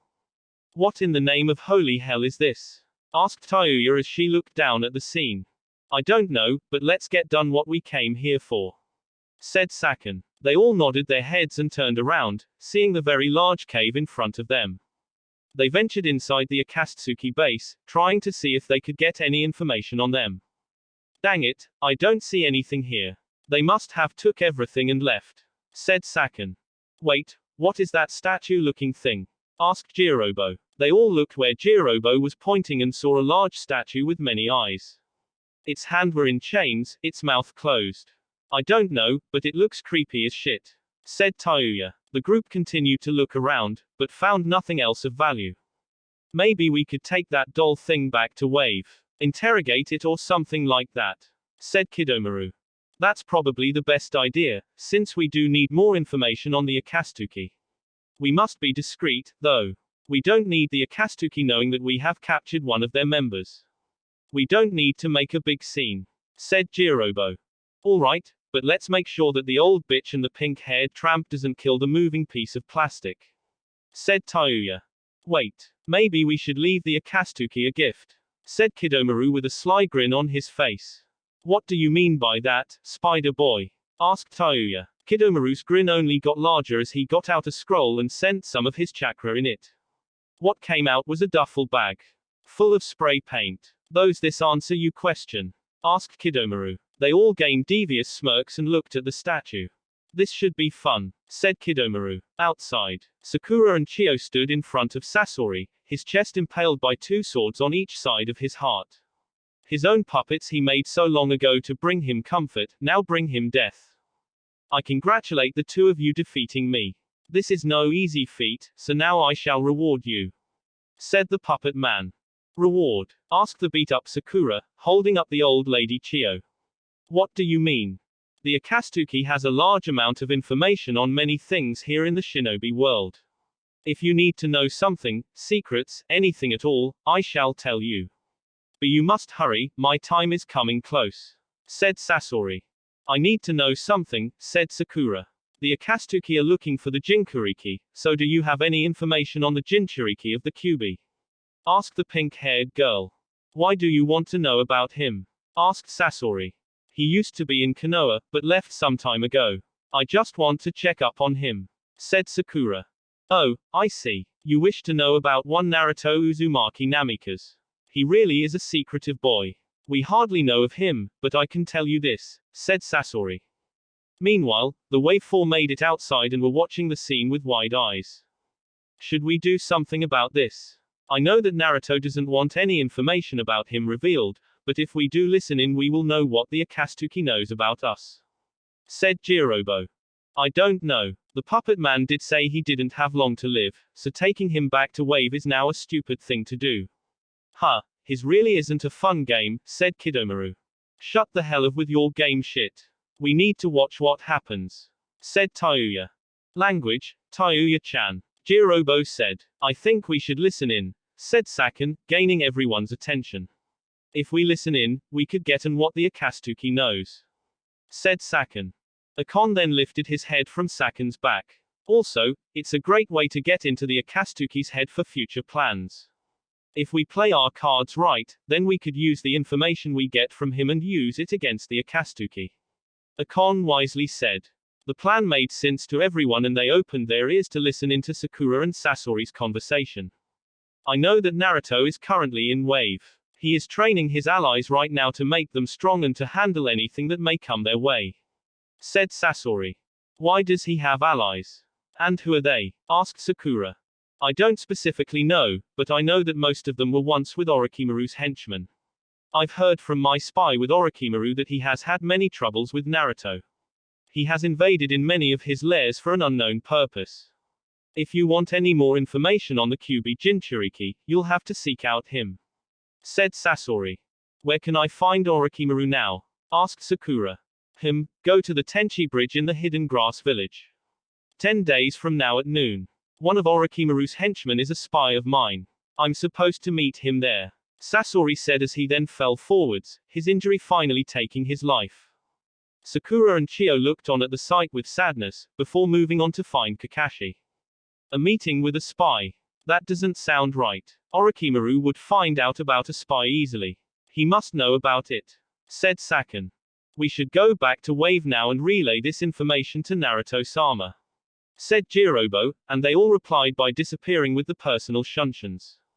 In Konoha, our least favorite Hokage, Minato Namikaze, was sitting in at his desk filling out paperwork. Today really has been chaos for the man.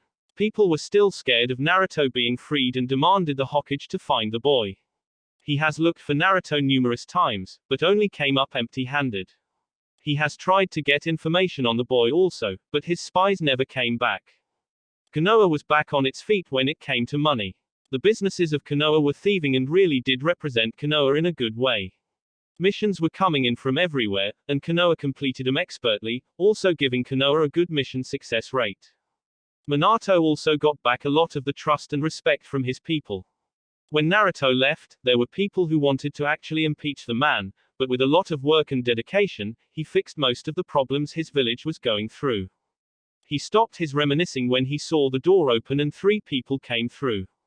"Yo, Gaki. How's it been?" said Jiraiya as walked in. "To-san." He heard a cry and something jumped on him. "Whoa, wait a second now. Calm down, Mito," said Minato as he pried his daughter off of him. "Hello, To-san," said Menma as he sat on the edge of his father's desk. "Menma, you seem calmer now than you used to, about time," said Minato with a smirk. Menma and Mito have also changed during the 3 years they were gone training with Jiraiya. Menma now wore a blue Jonin vest with a black long-sleeved shirt and pants on, the Uzumaki swirl on both of his shoulders. His leaf forehead protector was still on his forehead, keeping his wild blonde hair out of his eyes. He still had the tips of his hair black, giving him that badass look. Mito had filled out even more. She wore a royal blue kimono that had the Uzumaki swirl on the back, and was cut short at her thighs. The kimono had a black belt around the middle, holding it together, and was open a little, showing some of her ample cleavage. She had on black leggings that came up to her thighs, and black sandals on. She had her hair in a ponytail, a yellow ribbon holding it together. "How was you two's training?" asked Minato. "It went great. I really feel like I've advanced in my lightning jutsu. I've also pumped up on my shuriken jutsu. I'm ready for anything," shouted Menma, losing his cool. "I've jumped to a whole different level with my kenjutsu. I could probably take on Ka-san for a while in a fair match. My control over water also helped me a lot, so much I could probably beat Menma easily," said a cocky Mito. "Please. You wish you could beat me. I'll take you on any day," said Menma as the 2 siblings glared at each other, lightning jumping in between their eyes. "Ho ho, you 2 still have some competition. Sasuke-san and Sakura-san have really gotten stronger. They are outside the village right now, but they really are at the top of their class right now," said Minato. "I don't care. Next time I see that Uchiha, I'll teach him a new one. Don't mess with the Namikas," said Menma. "When I see Sakura I'll beat her into the ground. She won't even be in competition," said Mito as she shrugged her shoulders. "Well, you 2 better not cause any problems for me. Now go home, your Ka-chan is waiting for your return," said Minato. The 2 nodded and left out the room, leaving Jiraiya and Minato to themselves. "They really have grown," said Minato as he looked up to Jiraiya. "Yes, and they're as strong as they told you. It would be really entertaining to see them go up against Sakura and Sasuke. They'll probably go in over their heads and mess up, resulting in their loss," said the white-haired man. They both shared a laugh, but then quieted down when Minato put on a serious face. "Have you heard anything about Naruto?" asked Minato. "Sadly, I haven't. Wherever he is making sure that no one knows about his location. It must be because of the uprising of the Akatsuki. He's smart, Minato. He knows what he's doing," said Jiraiya. "I know, and that's what I fear," said Minato as he stood up and looked out the window to see his village. "He said he was going to come back here to destroy us all. I am afraid that he will and we won't be able to stop him. And with the Kyuubi encouraging him, messing up his mind, I'm afraid that our end is near," said the man. "We can't give up now, Minato. We'll find a way to get out of this. The good guys always win in the story," Jiraiya said. "I hope so," said Minato. 2 days later sooner, Sakura, Kakashi, Sasuke, and Team Guy stood in front of Gaara, Temari, and Kankuro. "We really do appreciate everything that you've done for us. We are in your debt," said Temari. "No worries. Konoha is just happy to have helped out our ally. No need to be in debt for something we were supposed to do in the first place," said Kakashi with a wry smile. "Thank you again. We really do appreciate you all," said Kankuro. It was quiet for a while. Sasuke and Gaara were looking at each other in the eye. Sasuke has gotten taller during the 3 years and his training with Kakashi. He wore a shirt that opened up, showing his chest. He wore pants that were baggy at the top, and a blue strap wrapped around his waist. "I'm glad that you are okay. Call us again if you need help," said Sasuke. Gaara nodded and put his hand out towards Sasuke, surprising everyone there. He never did shake hands with anyone. Sasuke smiled at the offer and grabbed onto his hand, giving it a firm shake. I wish you good fortune for the journeys ahead, Uchiha, said Gaara. Sasuke shook his head in agreement, and with that, they parted ways. The next day, Naruto was sitting down on the same couch he was a couple days earlier when he had a meeting with his subordinates. He was expecting the Wave 4 to come soon. Here they are, thought Naruto. And he was right.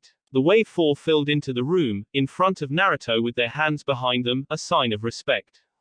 Report, said Naruto. Sasuke stepped up and started talking.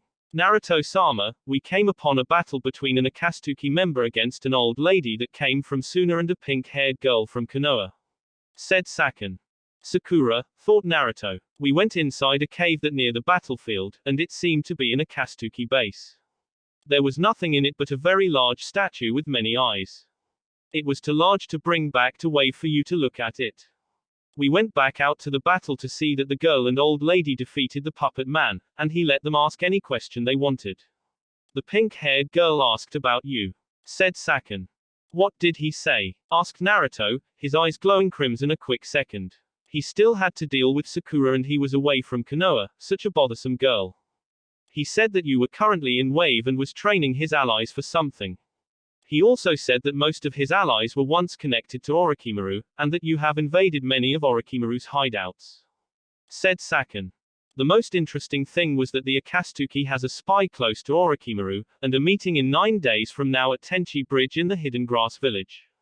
The meeting shall be at noon, said Sasuke, finishing his report. Naruto was in deep thought. What could he use this for? He could set up a surprise attack on Orochimaru and the ninjas Konoha were bound to send to the location. It would be taking out 2 birds with 1 stone. Also, who would he send to deal with them? Konoha were going to have to send some strong shinobi if plans messed up an Orochimaru. He had to think carefully about this situation. Naruto then looked up at the Wave 4 and smirked, remembering one of his orders he gave them before they left. Did you do something to leave that the Akatsuki would see? Asked Naruto. What he got in return was the Wave 4 silently laughing. Hey, maybe, said Kidomaru as he was giggling to himself. Well, other than that, you have completed your mission. You may leave now, said Naruto, and the ninja filled out the room the same way they came in. Huff, I need a break, said Naruto to himself. A break from what, Naruto-kun? Asked Kurama as she walked into the room and sat down beside Naruto. Being here, I want a vacation, he said. We can go back to Makai. I need to do some business there anyway. I know you remember the last time we went, which was your first time going, said Kurama. Naruto nodded his head, remembering the last and first time he went to the demon realm. Flashback. 15-year-old Naruto was beside Kurama on the outskirts of Wave. All of Naruto's subordinates were also there, wanting to see the couple off. Alright, are you ready, Naruto-kun? Asked Kurama. Wait, he said as he turned to his followers. Kurama-chan and I shall be gone for a while, so behave yourselves. I don't want anything wrong when I come back. Make sure that you keep up on your training, no slacking. Am I understood? Asked Naruto. Hi, Naruto-sama, they all shouted. Zabuza, you're in charge, said Naruto as he turned around. Hell yeah, while Naruto-sama is gone, you all are now my bitches, said the man. If I find that Wave is messed up in any way, I'm going to kill you, Zabuza, said Naruto, not looking at Zabuza. So be careful in what you do. Oh, of course. I'm not going to do anything bad, Zabuza said, a trail of sweat going down his face. Good, Naruto said. I am ready now, Kurama-chan. Alrighty then, said Kurama. She then bit her finger and ran through some hand signs.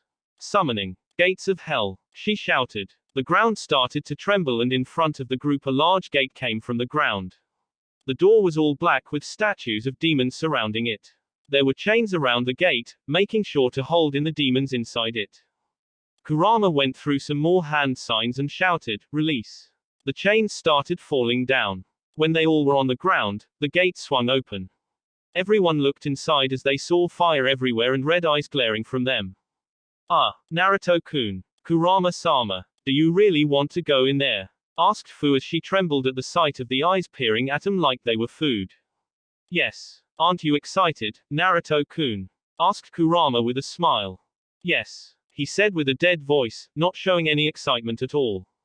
All right then. We'll come back soon. See you all later, said Kurama as she grabbed Naruto's hand and entered the gates. Once they walked in, the gates slammed shut, the chains went back to the positions they were once in. The door then started to fade away and then vanished, like it was never there. You know, that was some freaky shit, said Tayuya. In Makai, Naruto was following Kurama as she walked down a road that was leading a very large wall. It reminded him of the walls that surrounded Konoha. Once they made it to the walls, they were stopped by two very large ox demons with giant axes in their hands. Halt! Who are you and what are you doing here? Shouted the demon. I am the Kyuubi no Kitasuna, I have returned with my mate, and I wish to show him around Makai, said Kurama. When she said this, the two instantly got to their knees and begged for forgiveness. Please, Kyuubi-sama, please forgive us. I didn't recognize you since we haven't seen you in so long. Please forgive me, said the ox demon. Stand up, I won't kill you. I have changed since the last time I've been here, said Kurama. The two stood back up and opened the very large doors that stood in their way. Please, enter. The castle has been kept clean since you left, so you don't have to worry about it, said the other ox demon. Thank you. Come on, Naruto-kun. I want to show you around, she said and pulled at his hand as they entered the gates. Inside the walls was a village. Demons of every kind were walking around. Dogs, bears, snakes, bulls, and mostly foxes. They were in peace, walking around, talking about torturing some of the humans that came there, eating their spirits away, just about anything that deals with the suffering of humans. Naruto started to like this place more and more. Kurama showed Naruto everything. The dungeon, the fountain of blood, the river of tortured souls, the feeding lands, everything. Naruto really was having a good time now. He really did enjoy the tour. They finally made it to the castle, and it looked amazing to Naruto. It was very large, like something out of a fairy tale. A very dark and demonic fairy tale. The two entered the castle to see a line of fox demons on the side of the walls, bowing down to the two. Welcome back, Kurama-sama. If I may ask, who is the boy right beside you? Asked one of the foxes that came up to the couple. This is my mate and your future king. Show respect to Naruto-kun, he is very strong so don't piss him off, Kurama announced to everyone. She then turned to Naruto. Naruto-kun, I'm about to take care of some work right now. You can look around if you want to, but be back by sundown so we can have dinner, understood? She said. Yes, Kurama-chan, he said in reply. She gave a small smile before kissing his cheek and walked off in the castle. Naruto explored the castle for a while, taking in all the sights and treasures in it, before leaving and going back to the village. He was so focused on taking in the sights around him, he didn't notice that he lost himself and was now at the entrance of a forest. Where to go? He said to himself. He then saw a little wooden house and went up to it and knocked on the door. Hello? Asked Naruto. He was surprised when the door opened by itself.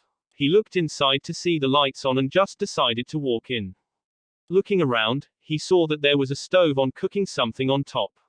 When he went over sniff what was inside, he heard a voice behind him. Hey, what are you doing here, sonny boy? Asked the voice. Naruto turned around to see a man-sized mole.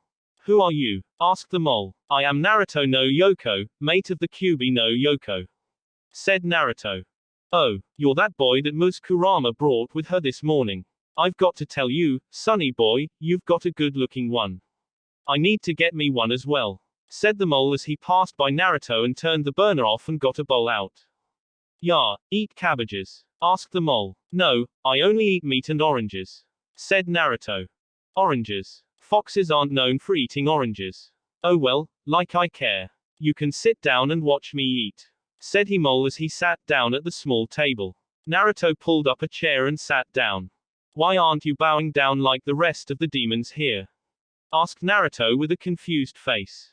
I really don't care about titles and shit like that. I believe that everyone is equal, no matter the size or wealth.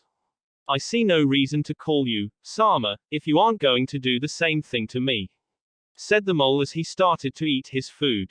What is your name? Asked Naruto. Me. I'm Mr. Reset. The best mole in the whole world. Reset said as put one of his clawed hands underneath the table and came back up with a porn magazine. You read that stuff? Asked Naruto as he looked on at the sight of a mole looking at naked humans. Oh Yayush, I've always liked this stuff. Such beautiful females. Oh Sasha, that's the way to work it, he said to himself. So you're a perverted mole, said Naruto. I'm no pervert. I'm a super pervert, said the mole, sounding like certain white-haired toad man. You know I actually find you amusing. I don't find that in many people, said Naruto. I find you very weird, but I can get used to that. I haven't had anyone to talk to in a while, so you can come over any time you want, said Reset as he continued reading and eating at the same time. That's how it went for the next few days. Naruto would come over to the overly sized mole's house every day, hearing some of the funny stories the mole had to tell. Naruto really did think that meeting Reset was the highlight of his vacation, but he would never tell Kurama that. Naruto came to his house every day until he had to leave and go back to the human world, but telling Reset he would come back to see him one day. Flashback end. Yeah, it would be nice to see Reset-san again, said Naruto. Reset. Don't tell me that was the person you were going to every day. That perverted man tried to peek on me so many times when I was once living in Makai, said Kurama as she blew out a small stream of flames in anger at the mention of the old mole demon. He really is amusing. I like him, Naruto said plainly. Yeah, oh well, that's not the only reason why I came in here. I wanted to know how did the Wave 4's mission went, said Kurama. They found out that the Akatsuki knows that we are here in Wave, and that there shall be a meeting in 9 days at the Teki Bridge in the Hidden Grass Village at noon. They also said that the Akatsuki had some kind of large statue, but it was nothing of importance, said Naruto. Kurama, though, eyes widened when she heard that the Akatsuki had a large statue. Is it that statue that he's talking about? If it is, then that means someone in the Akatsuki had the Rinnegan. This isn't good, thought a worried Kurama. She didn't show her worry on the outside, though. She didn't want to worry Naruto.